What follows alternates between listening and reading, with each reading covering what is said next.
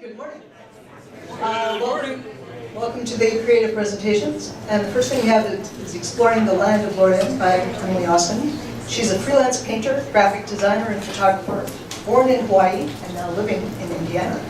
She's also a student at Signum, as many of us are, and she's interested in the works of Tolkien, Rowling, and other authors. She seeks opportunities to combine her passions, which means she particularly likes studying how writers can integrate visual art into their work.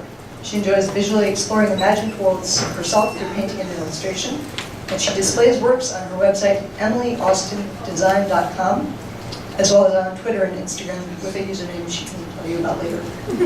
So Emily, here you go.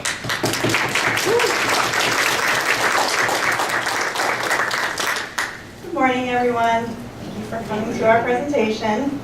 All right, so I first started off this presentation at Mythmoot in January. That was where I first started thinking about healing in Tolkien, and especially I chose to dive into the chapters around Lothlórien, especially the chapter called Lothlórien. And so here we go. So after enduring physical hurts and emotional trauma, the Fellowship takes some comfort in the wondrous things that they encounter as they enter and explore the land of Lothlórien. Consider the somber mystery of Mirrormere, which is at the beginning of the chapter, the protective mithril coat and how everyone is struck with awe, the cleansing nature of Nimrodel and the ancient memory and beauty of Cerin Amroth, and everything about Galadriel. Tolkien seems to present wonder as a contributor to healing, and so in my paintings of this chapter, I wanted to capture that feeling as much as I could. So I started with basically just doing a close reading of the chapter, making notes about what stuck out to me, and trying to immerse myself into the feeling that it created. So I just chose a few and I started plunging in. I also noticed how, despite the grief that the Fellowship are in when they begin the chapter, they're able to see and take in some of the places that are incredibly beautiful and moving, and that even this experience of wonder kind of helps them process their grief. It gives them a respite from it and then allows them to enter back into their grief more fully and address it and start to heal from it. So when I started working on the, I wanted to capture kind of the general feel of Lórien, so I started just trying to decide, how do I want the trees to look? Because I feel like Malorns should be very distinctive. So here are a few of the more early drafts of some of the Malorn trees that I was working on. Of course, you have to do them when the leaves are yellow. And so I worked on making the bark as silvery gray as possible. I thought about what type of leaves should they have, what type of real-life trees should they resemble. I know in a few places I think Tolkien compares them to beech trees, so I kind of had that in the back of my mind, but I also pulled from some others, tried to make them a little bit more graceful and otherworldly than trees we would see in our world. One of the things that stuck out to me was just how much Tolkien uses the word yellow or gold in this chapter to describe them. It's like you're just in a sea of it. Especially this little quote that I pulled when he's talking about the yellow leaves. And it seemed to the hobbits that the early sun of a cool summer's morning was shining. Pale blue sky peeked among the moving branches. And if you go down to the bottom, the silver lode lying like a sea of fallow gold, tossing gently in the breeze. And so I tried to evoke that feeling of being just awash in this golden yellow atmosphere. I also noticed that a lot of, especially the movie interpretations of Lórien, completely ignore that and just desaturate everything, which creates a beautiful scene, very evocative, but just I didn't feel like that was what Tolkien was really going for, so I decided that in my interpretation I would go completely opposite way and use very saturated colors, which I do anyway, but it worked well in this instance. And I kept going, kept working more on getting the light just how I wanted it. So these are a little bit more like an inside the forest shot. I had a bit more sense of how I wanted the trees to look as I started to make the branches curve upward in a certain way. Tried to make the crown of the tree look very solid, very kind of just like the whole shape of the tree was very important to me rather than the individual pieces, and so that's what I started focusing on. So these two paintings are very small, they're about 5 by 7. One of them is, you can look at it in the back and it's for sale. But I was using them as kind of a color test. As you can see, one of them I used a lot more purples in the trunk. That one I was thinking about it in springtime with flowers on the trees and then some of the leaves falling down to the ground. And then the other one, the one closer to me, is more of a fall or winter time scene when it's just the crown of the trees yellow above. And so I kind of worked with, what colors do I want to use? And I ended up with a kind of a gray for the trunk that was mixed from blues and browns, so that has a lot of depth in it. And then for the springtime one, I pulled in a little bit more red so that it would be purple, have a little bit more of like that lifeblood feeling in it.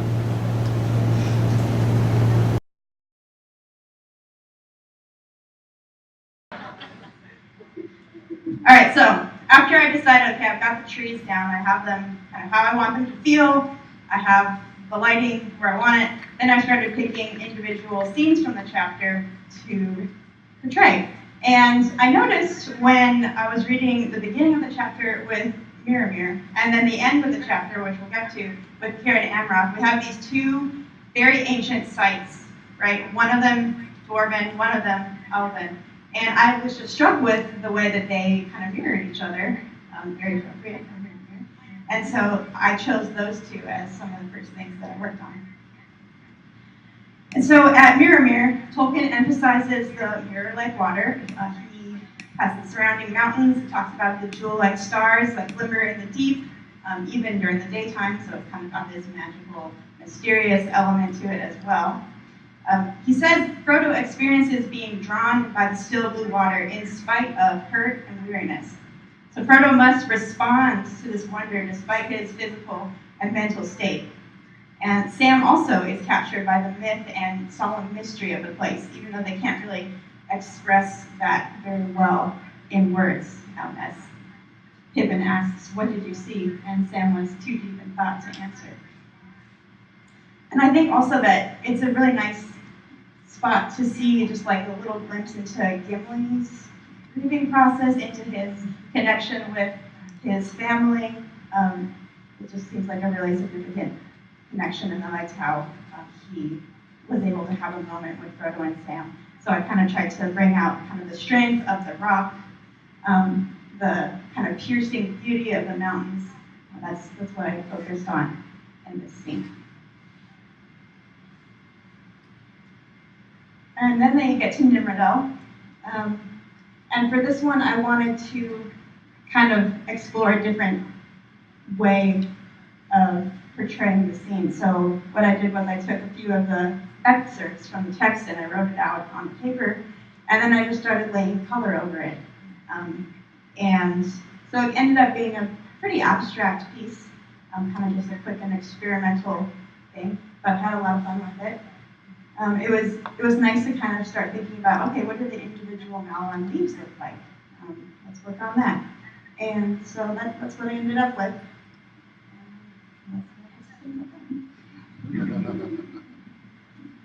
And then this is probably the biggest piece that I've gotten to for Lórien so far. I was struck with how the scene at Cerin Amroth feels like a springtime or summertime scene. Tolkien even talks about that it's kind of a timeless place. It doesn't have the feeling of winter, or it has some of the winter because there are bare trees around the mountain, but overall, you don't have a sense of, oh, it's a time of deadness. It is an ageless place, a place where you have the best of all the seasons at one time. So I really tried to bring that to the forefront in this painting. And I also really wanted to put a little elven house on there. So I ended up portraying probably what it looked like many years before the company ever get there, which was kind of fun to start imagining like, what it would have looked like in mid-season in the spring. I also noticed how they make a big deal about the flowers shaped like stars, which kind of connects back to the beginning of the chapter with the stars in Mirrormere. So I made sure to put little hints of flowers down at the bottom, which this piece is in the back, so you can go and look closely to see the tiny little flowers more easily. Here, Sam expresses his feelings this way. I thought that elves were all for moon and stars, but this is more elvish than anything I ever heard tell of. It feels as if I was inside a song. And here too, Frodo experiences a keen awareness of the life of trees. And I think that his connection with like another living thing here contributes to his healing process as it pulls him out of his grief and back into like, the world of vitality and wonder around him. So I attempted to visualize that. I tried to bring in, you know, the elvish quality of it, even if it's not like the traditional idea of elvish that you're kind of presented with as you first entered the story. You end up in this place where you reach the heart of it all, and so that's what I tried to at least bring a little bit of. And you know, you guys can all determine for yourselves how successful that you think I was. And so, where do I go from here? I would love to keep exploring these chapters, especially like the Mirror of Galadriel. I don't do character illustration very often, so that would be a good challenge for me to start imagining some of the people. And so, we'll see. Maybe I'll be back here another time and I will show you further adventures in the land of Lórien. But that is all I have today. Thank you.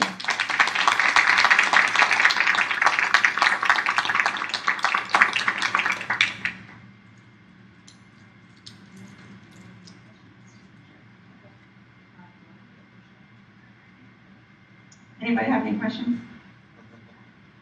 So I was wondering, it's been a while since I've read this section on this. So why do you say this is probably, well, this is a long time before the company gets there? I seem to, because I'm having trouble remembering. Right, so from what I remember from reading the text, Tolkien describes a flat being up there, so it's just the flat board, but not necessarily anything on top of it. Okay. So that's where it changes. Okay. Yeah, I remember that. Kind of a technical question. When you talk about saturation, what exactly do you mean by that? I'm not an artist. Okay, so these are watercolor, and saturation for watercolor means you're using a high amount of paint instead of a high amount of water in your ratio when you're mixing. And it also depends on just how many layers you put over the paper when you're applying it. And so, yeah, and I also tend to use pretty pure colors straight from the tube a lot. I mean, I'll mix them a little bit, but I don't do a lot of like creating new colors from primary colors, which maybe I should do more. Might make, you know, more interesting things sometimes, but that's what I just tend to gravitate towards, using pretty pure colors straight from how they were created.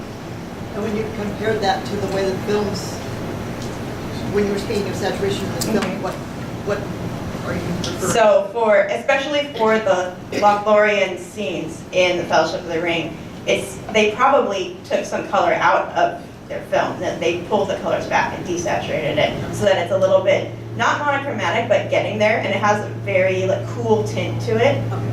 So that's what I was like, well, it should feel warm and sunny. So yeah, I agree. It was like totally blue and silver, and I'm like, where's the gold? Yeah. Where's the yellow? Where's that? And I think that worked for the Mirror of Galadriel scene, but and maybe it would be too hard to like change it all of a sudden. People would be like, what's going on? But yeah, we wouldn't know. We would. We would know. Yes. See, following up on that, I always always thought that the scene where they first get to Lothlórien in the movies looks right. Yeah. And then when they get to Karen's Galacon, And it's like, where did they go? and now they're in like some blue fairyland. Uh-huh. Yeah, It's not like Lothlórien. It's, Yeah, it's, I agree. It's more like, maybe it's like Rivendell, Mhm. almost, although not. It's like Arden. The thing that I'm really interested in your artwork though, it's possible that when I read something, I ignore what the actual description is and I make up my own thing. I always imagine Lothlórien as being very canopy-like, and you're really highlighting like the individual trees, and I'm not getting the that like this goes on forever, and when I'm inside, I can't imagine the woods ever stopping. I just think how you chose that. Mhm. Well, I would like to do that. That's kind of why I did like, so those pieces, you know, and I'm actually in the middle of working on one of these at a larger size. And so it's got a little bit more of like fading backwards. But when I started, I just wanted to figure out, okay, what does one tree look like? Yeah. And then we'll go from there. And I also, because it mentions at one point the light filtering through and the blue sky above, I wanted to have some of that too. So I've been trying to do both. Yes, Luke. The way that you're manipulating light in these was really interesting because I don't know if you've ever listened to like the designer commentaries on Lords and films, but when they're talking about King of Forest, they made the decision to have the lights come through the trees so that it always looks like where you currently are is darker than the other parts. Oh, okay. And I like that you kind of mirrored that effect and having the backlight almost, but you don't feel like you're in the darker parts of the forest. No. Right. You feel like Yeah. it's all Yeah, I was kind of picturing like an evening or maybe a morning scene. You know, so the sun is very low in the sky, so you're getting that angle of the beautiful light. But that is true. I kind of remember that from the commentaries too. So that's a good strategy for Vanguard. I'm gonna do another one of those joke things. According to the forestry manuals, a tree has its lowest branch about 1/3 away from the trunk. I was just a Google image search, and most people out there who hate Lothlórien agree with you. There's a long sky trunk, and then the leaves start. Palm tree. I think he says that in the text that it's very big, bare trunk. Magical trees. Yeah, they're not. No, because I remember thinking about that, like, you know, where should it start? So there's a question in the room. Yes, yeah. I'm just curious if you've seen the Flora in Middle Earth. I thought it Yes. was a reference for some of the work. Yeah, I've seen it. I don't have that one. I've got another one. Like, there's two. There's like the plants in Middle Earth. I have that one. I don't have the one that has like more illustrations. He has a chapter about Mythmoot trees. Mhm. I don't remember the details. He found one trees that was almost more like a pine shape. I don't remember why, but it might be interesting to see what trees it was. Yeah, probably would be good. Like, I didn't want to get too many other ideas before I had done stuff, but now that I have kind of developed my own image for it, I could probably go and check with that and just see what they think. Okay. Okay, so did you find as you were rereading this and painting, was there anything about the painting process that really drew out a particular element of these chapters for you that you'd never noticed before? I would say it's hard to distinguish because I noticed so much just while I was reading, but I was reading with the intent that I would paint, so I can't really like pull it apart. But I definitely noticed things that I hadn't noticed before, like how much he talks about stars like, in every single like moment of note in the chapter. There's something about stars or about like glimmering fire. He's using these same metaphors over and over. And actually, it made me think, like, is he doing this in the entire books and I just haven't been noticing it as much as it's there? So it'd be fun to go back and check. But it definitely seemed like it was very concentrated here. Okay, thank you. And thank you, Trevor.